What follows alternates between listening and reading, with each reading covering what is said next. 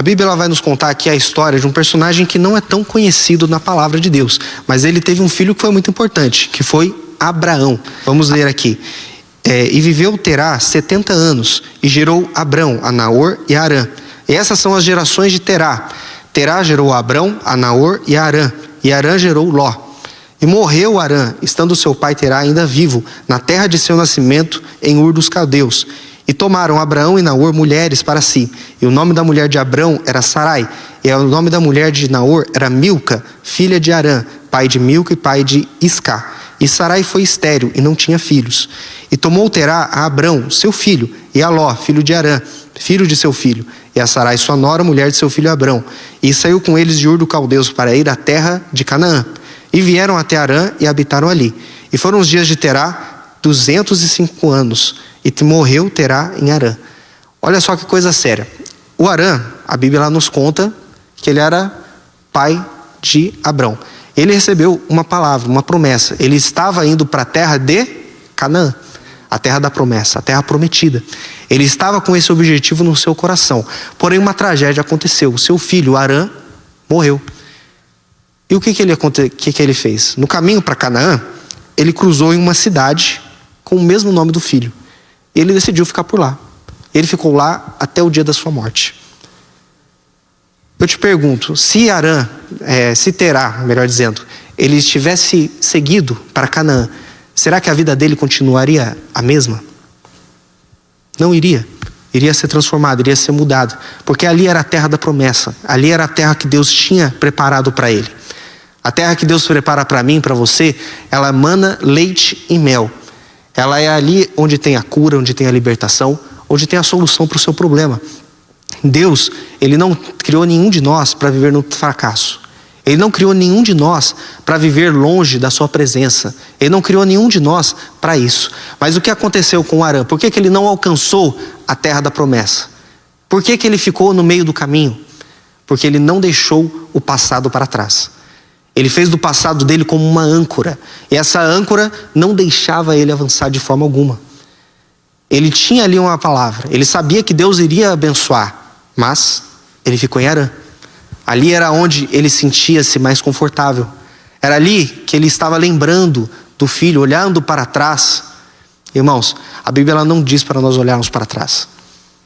Se você ficar olhando para o seu passado e fazendo dele um ídolo, fazendo dele ali como uma imagem de escultura que você todo dia chega, olha, fica admirando e se prostra e está ali, irmão, você não está bem, você não vai conseguir nada na vida.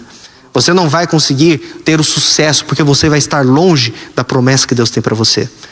O Terá, ele tinha tudo para dar certo, mas ele escolheu ficar preso ao passado.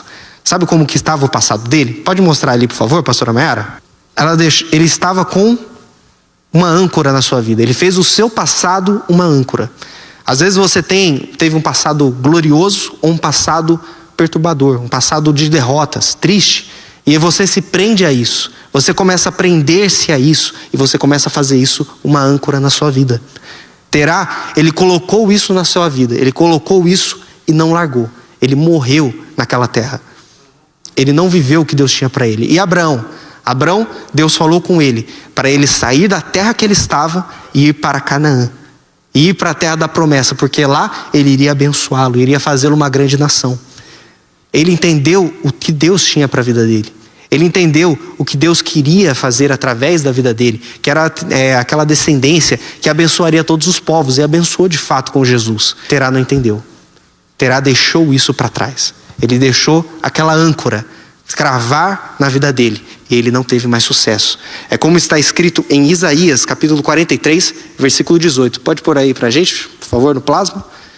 Olha só, não vos lembreis das coisas passadas e nem considereis as antigas. Pode colocar na versão NVI, por favor? Esqueçam o que se foi e não vivam do passado. Isso é o que a palavra ela nos diz. É isso que a palavra diz para quem quer realmente vencer. Você não pode ficar preso ao passado. Você tem que viver o que é novo de Deus na sua vida. Toda pessoa que quer deixar o passado para trás, ela quer dar lugar ao novo de Deus na sua vida. Ela quer o novo, ela quer aquela novidade, aquela transformação. Você não veio aqui hoje para buscar qualquer coisa. Não, você veio aqui buscar um resultado. Você não quer mais o que é velho na sua vida. Você não quer mais aquilo que está apodrecendo na sua vida. O que é velho apodrece. Se você tem ali vamos supor, você tem uma laranja. Você deixa ali na mesa da sua casa. Se ela for nova, for fresca, o que você vai fazer com ela? Você vai comer, exatamente. Você vai comer aquela laranja. Se ela estiver passada, se for antiga, vamos supor, é uma laranja de 2 meses atrás. Você vai comer? Vai jogar no lixo, é isso aí. Você não vai ter coragem de comer aquilo. Mas muitas vezes estamos fazendo exatamente isso. Nós estamos pegando aquilo que é velho, aquilo que está apodrecido, e estamos colocando no nosso presente. Estamos colocando no nosso dia a dia. Deus, Ele não quer que você faça isso. Ele quer que você esqueça aquilo que se foi e não viva do passado. É para você viver a novidade de Deus. É o que Paulo, ele nos fala, olhando para trás, aquilo que para trás fica. Ele prossegue para o alvo. Ele prossegue para o alvo. Ele prossegue para o que Deus preparou para ele. Filipenses, se não me engano, capítulo 3, versículo 13. Vê para mim, por favor, se é aqui. É isso mesmo. Irmãos, quanto a mim, não julgo que o haja alcançado, mas uma coisa eu faço. O que ele faz? É que esquecendo-me das coisas que para trás ficam e avançando para as que estão diante de mim. Ele está avançando, ele está progredindo, ele não está vivendo do passado. Deus, Ele tem coisas extraordinárias para quando você está olhando para Ele, está olhando para a sua palavra. O erro, ele não vai permanecer quando você estiver olhando para frente. Às vezes você pode no passado ter tropeçado, ter caído. Você pode ter errado, pode ter vivido no pecado, ter feito coisas absurdas. Mas Deus, Ele renova você. Ele te faz uma nova criatura. Ele faz novo tudo em você. Ele apaga o seu passado, Ele te cria de novo, Ele recria você, Ele te traz vida novamente. E muitas vezes esquecemos disso. Deixamos o passado dominar a nossa vida, dominar o nosso pensamento, e isso daí não é bom. Olha só, existiu uma mulher na Bíblia chamada Ruth. Ruth, ela era uma moabita, e ela se casou com um homem israelita chamado Malom. E o que aconteceu? Malom e a sua família, eles tinham saído de Belém de Judá, da terra do pão, por causa da fome. Que ironia, né? Saíram da terra do pão, da casa do pão, por causa da fome. Eles foram peregrinar nos campos de Moabe, que era um povo inimigo de Israel, inimigo do povo de Deus. E ficaram lá por 10 anos. Lá, os filhos da Noemi, do Elimeleque, os pais dele, o Malom e o Quilion, se casaram. Se casaram ali com a Ruth e com a Orfa. Lá eles viveram, prosperaram? Não, perderam tudo. Foi acontecendo várias e várias coisas, várias e várias catástrofes. Muita coisa foi acontecendo na vida dessa família. Até que um dia morreu o pai, morreu Elimeleque. Depois de um tempo, morreu os 2 filhos. E a viúva ficou desamparada, ficou sozinha ela e as 2 noras. A Ruth, ela teve ali uma saída. Ela saiu com a Noemi e eles foram até chegar ali perto de Belém, perto ali de Judá, perto da terra prometida. E ela começou ali a questionar: olha, volta para os seus deuses, a Noemi falando. Volta para os seus deuses, volta para a terra do seu pai, da sua mãe. Volta para onde você saiu, porque eu não tenho mais nada. E ela falando, insistiu. A órfã ouviu essa palavra, ela ouviu isso e ela deixou as 2. Voltou para a casa do seu pai, voltou para os seus deuses, os deuses falsos, que ela sabia que não eram verdadeiros. Sabia que o Deus de Israel era o real, porém ela não deu ouvidos. Infelizmente ela não deu ouvidos e ela perdeu muito. Agora a Ruth disse: eu vou até o fim. Vamos ver lá? É Ruth capítulo 1, versículo 15. Ruth capítulo 1, versículo 15. Pelo que disse: eis que voltou a tua cunhada ao seu povo e aos seus deuses.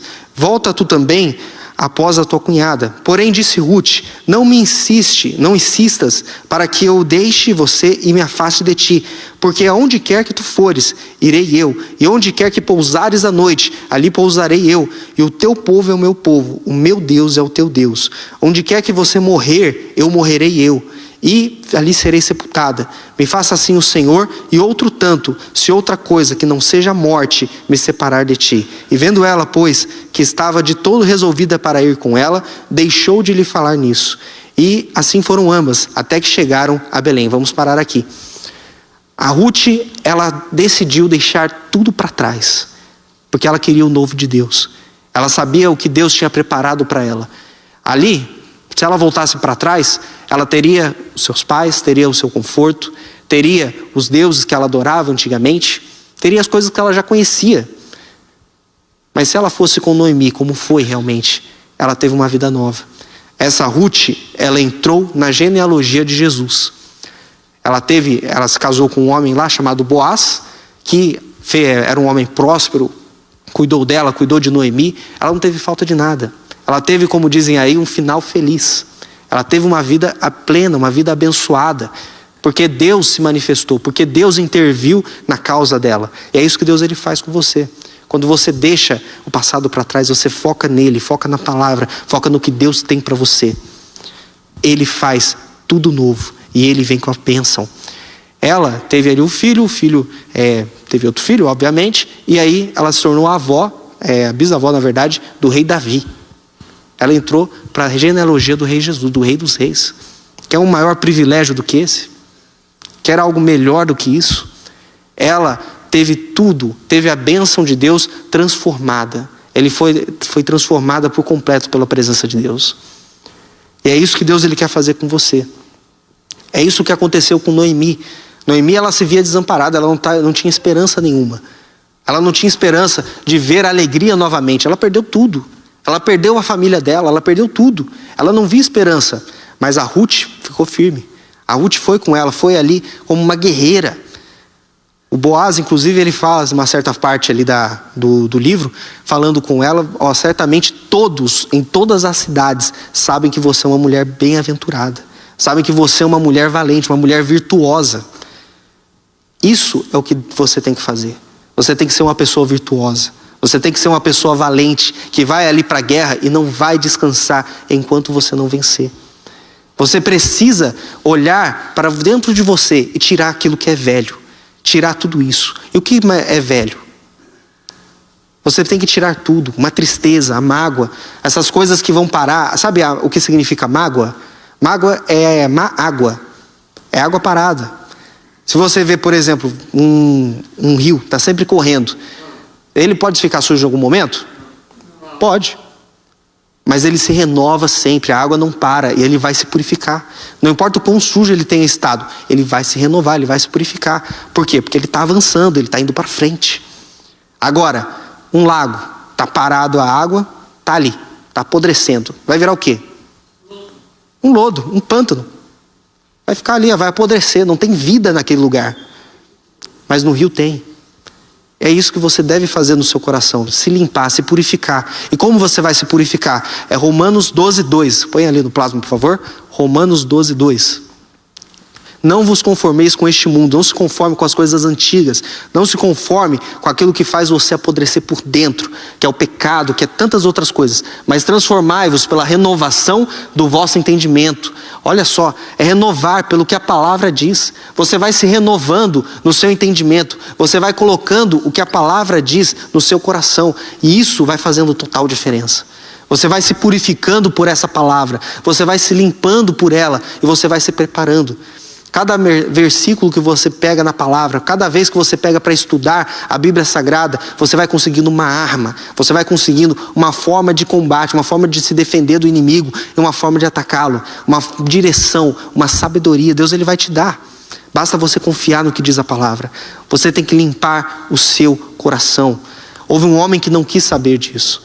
Houve um homem que ele infelizmente, ele deixou o pecado, deixou essas coisas amargas entrar no coração deles e ficar. O nome dele foi Saul. O rei Saul, ele entrou, como eu posso dizer, ele começou bem o seu reinado.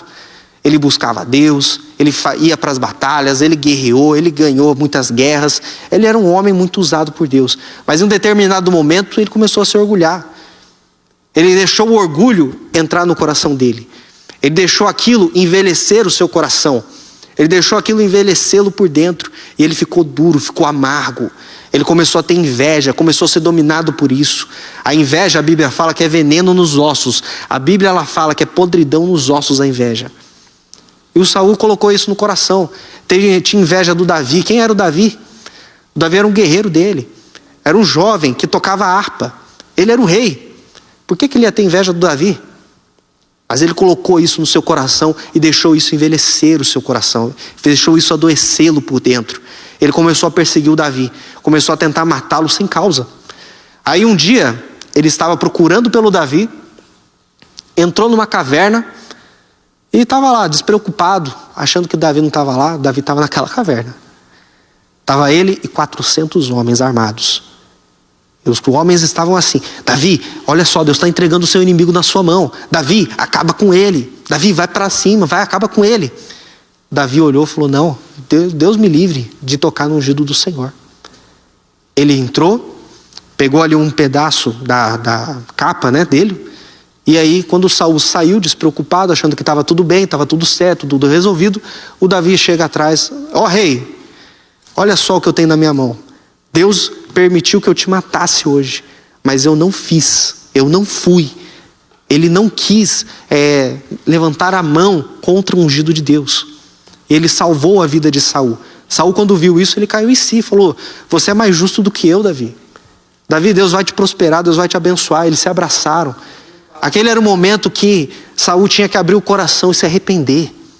Aquela era a chance que ele teve de tirar toda aquela tranqueira, toda aquela coisa velha do seu coração.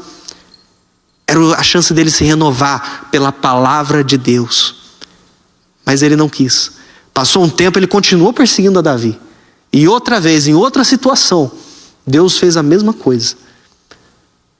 O Saul estava no acampamento com homens armados ao redor dele. Ele dormiu. Só que os guerreiros dormiram tudo também. Aí eu te pergunto: um homem armado, ele é perigoso? É perigoso ou não? Mas e um homem armado dormindo? Não faz nada. Ele estava cercado, estava todo mundo dormindo. Davi entrou no meio do acampamento, entrou ali na tenda do Saul, pegou ali a lança do Saul, pegou ali outro pedaço da veste do Saul, e foi para fora. Quando acordou, Saul acordou, seus guerreiros também, todos dorminhocos. Ele levantou, olhou assim para cima, tinha a montanha e o Davi estava lá em cima. Ele estava apontando ali com a lança, falando: olha, ó rei, o que eu peguei aqui. Olha o que tem na minha mão. Deus permitiu que eu pudesse te matar hoje. E as pessoas ao meu redor falaram para eu fazer isso. Mas eu não fiz. Ali era a segunda chance de Saul. Saul, mesmo assim, ele não quis ouvir a palavra de Deus. Ele não quis limpar o seu coração. Ele morreu. Ele morreu de uma forma terrível. Por quê? Porque ele não quis ouvir a Deus. Porque ele não quis se livrar daquela bagagem antiga. Porque ele não quis deixar o passado para trás para viver o que Deus tinha para ele. O plano de Deus não era esse para o Saul. E não é para você também. Às vezes você chegou aqui, você não tem expectativa nenhuma de um amanhã melhor. Para você não vai mudar nada. Muda. Se você confiar em Deus, se você limpar o seu coração, tirar esses pensamentos negativos, tirar o medo, se você tirar tudo isso e buscar a Deus de todo o seu coração, você colocar a palavra no seu coração, você vai prosperar. Você vai ver Deus agindo. Ele muda a sua vida sentimental. Às vezes você não está dando certo na vida sentimental, na vida, como posso dizer, matrimonial, porque você está deixando as coisas velhas prevalecerem. Aconteceu uma coisa lá no passado e você não está se abrindo para o novo. Você não está se abrindo para o que Deus ele tem para você. Você não pode ficar preso ao passado. Você não pode ficar preso a essas coisas. Você tem que buscar o que Deus tem para você. O que Deus tem para a sua vida, que é mais precioso que tudo isso. É muito mais precioso o que Deus tem para você do que o diabo ele pode te roubar, pode te oferecer. Às vezes você fala: não, o diabo ele já tirou tudo de mim, tirou tudo que eu tinha de mais precioso. Deus tem mais para te dar. Deus tem muito mais para dar para você. O diabo ele não tem poder para destruir o plano de Deus na sua vida. Ele só pode destruir, ele só pode entrar e quebrar tudo na sua casa, na sua vida, se você permitir. Se você deixar Deus de fora. Coloque Deus no seu coração. Coloque Ele como Senhor da sua vida. E você vai ver o milagre, você vai ver o que Deus tem para você. Você não pode deixar o mal, o pecado, não pode deixar o engano prevalecer. Você tem que colocar no seu coração o que Deus quer. E qual é a vontade de Deus? Qual é a vontade de Deus para você? Qual é a vontade de Deus? A maior delas. Que ela, com certeza, Deus tem muitos planos para nós. Mas sabe qual é o principal? É a salvação. Se você deixar aquelas práticas erradas, se você deixar aquilo que é velho, coisas do velho homem, você não vai crescer. Se você não deixar tudo isso para trás, você não vai ver o bem que Deus tem para você. Você não vai ver o bem que Ele tem preparado para você na eternidade. Irmãos, às vezes você acha que o melhor está aqui, o melhor é aqui agora. Não é. O melhor é o que está por vir. O melhor é o que está por vir quando você entrar na Jerusalém celestial. Quando você vê aquelas ruas de ouro, as mansões celestiais. Irmão, vamos ver Deus face a face. Não tem tesouro no mundo que compre isso. Nem se todo o dinheiro do mundo fosse usado, nem mesmo isso. Se você pode juntar todo o dinheiro do mundo, todas as pedras preciosas, pode juntar tudo. Não compra a sua paz, não compra a salvação. Não se compara com o que há de vir. Você precisa colocar o seu coração no que diz a palavra de Deus. Só assim você vai vencer. Davi, ele não se prendeu ao passado. Davi, ele errou de uma forma absurda. Ele viu ali a mulher de Urias e ele teve um caso com ela, ele cometeu um adultério. E aí quando essa mulher engravidou, o que ele fez? Urias era um soldado dele, colocou ele na linha de frente da batalha. Para quê? Para os soldados iriam matá-lo, e mataram. Davi, ele cometeu um adultério e um homicídio. Ele fez algo terrível. Mas passou-se algum tempo, Deus mandou o profeta Natã. O profeta Natã o repreendeu, mostrou para ele que ele estava errado. Ele se arrependeu. Ele se arrependeu de todo o coração. Ele se humilhou diante do Senhor. Ele se humilhou. Ele não deixou que aquela queda parasse ele.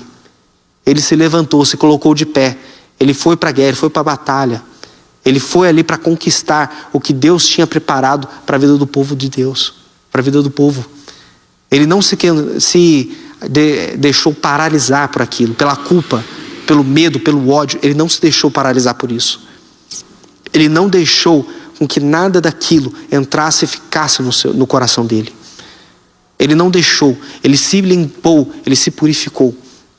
É que nem José, e chamou José o nome do primogênito Manassés, porque ele disse: Deus me fez esquecer de todo o meu trabalho e de toda a casa do meu pai. E o nome do segundo filho chamou Efraim, porque ele disse: Deus me fez esquecer da terra da minha aflição. Vamos recapitular o que aconteceu com José, para você ver se é coisa pouca. Ele foi vendido pelos próprios irmãos como um escravo para o Egito, para outra nação. Lá ele foi comprado, começou a prosperar na casa do seu senhor. Porém, ele sofreu uma calúnia, uma difamação. Ali a mulher de Potifar queria ter um caso com ele, ele não quis. Ele queria ser fiel a Deus, honrar ali o seu patrão. Mas ela, não satisfeita, falou que ele queria fazer uma maldade com ela. E ele foi preso injustamente por causa disso. Irmãos, ele ficou nessa situação de luta, de aflição, por mais de 10 anos. Bem mais de 10 anos, se não me engano, eu acho que foram 17 anos, se eu não me engano, né? Falha a minha memória agora. Mas ele teve muito tempo de aflição, muito tempo de luta. E aí quando aparece uma oportunidade dele ser solto, que aparece ali, tem a situação do copeiro, do padeiro, do rei, ele interpreta os sonhos deles, e aí ele fala para eles: quando você for solto, fala de mim para Faraó. Mas o cara esqueceu. Irmãos, ele tinha tudo para ter raiva dos irmãos, ter raiva da mulher, do Potifar, ter raiva do funcionário do rei, do copeiro. Ele tinha tudo para ficar com raiva, para ficar receoso, para se tornar uma pessoa amarga. Mas ele fez o quê? Deixou tudo isso para trás. Como ele colocou aqui, o nome dele, do filho Efraim: Deus me fez esquecer. Deus me fez crescer na terra da minha aflição, melhor dizendo, Efraim.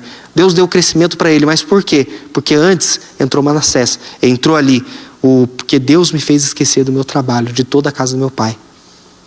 Primeiro ele esqueceu, primeiro ele deixou para trás, primeiro ele liberou o perdão, e depois Deus o fez prosperar, Deus o fez crescer.